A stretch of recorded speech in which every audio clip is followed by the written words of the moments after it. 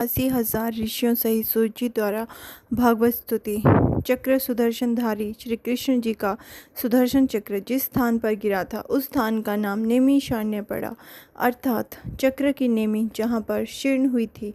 नेमिषारण्य में कलयुग का प्रवेश हो पाना असंभव है, सो उस पवित्र स्थल पर 88,000 ऋषि मुनि रहने लगे थे। जब श्री सूत जी का आगमन नेमिषारण्य में हुआ, वहाँ उपस्थित मुनिजन आह्लाद से भर उठे और प्रसन्नता व्यक्त करते हुए सूत जी से निवेदन करने लगे, हे सूत जी, आप तो समस्त वेद पुराणों के ज्ञाता हैं। आपने श्री व्यास जी के पास रहकर वेदाध्याय किया है, आप श्रेष्ठ हैं। कृपा करके हमें भी वह कल्याणदायक कथा सुनाइए जिसके श्रवण से भवसागर पार होना अत्यंत आसान हो जाए। ऋषियों का विनय पूर्वक आग्रह स्वीकार करके सूत जी बोले, हे ऋषिगण, जो सब जीव जंतुओं के पालनहार हैं, प्रलयकर्ता भी हैं, संपूर्ण सृष्टि का संचालन जिनके तेज बल से होता है, उन्हीं अद्भुत छविधारी श्री केशवानंद का ध्यान करते हुए उनके निर्गुण धर्मों का वर्णन करने लगे, जिनके सुमिरन से दैहिक, दैविक और भौतिक तीनों प्रकार के ताप से मनुष्य मुक्ति पा लेता है। जीव के हृदय में श्री हरि के चरण कमलों का वास हो जाता है।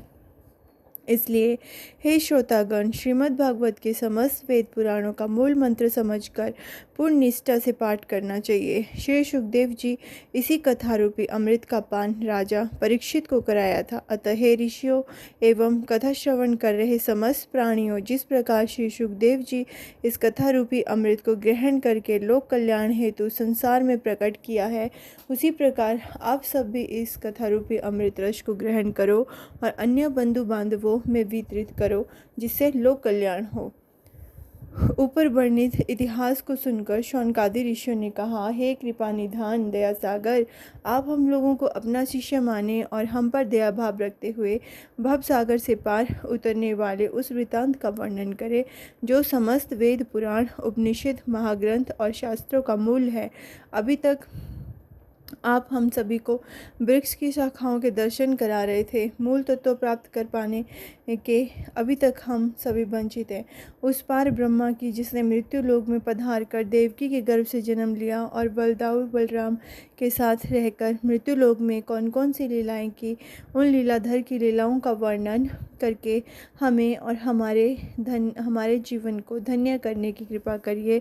और यह भी बतलाइए कि जिस शुभ घड़ी में उन्होंने परम धाम के लिए प्रस्थान किया, उस समय धर्म को किसे सौंप कर गए।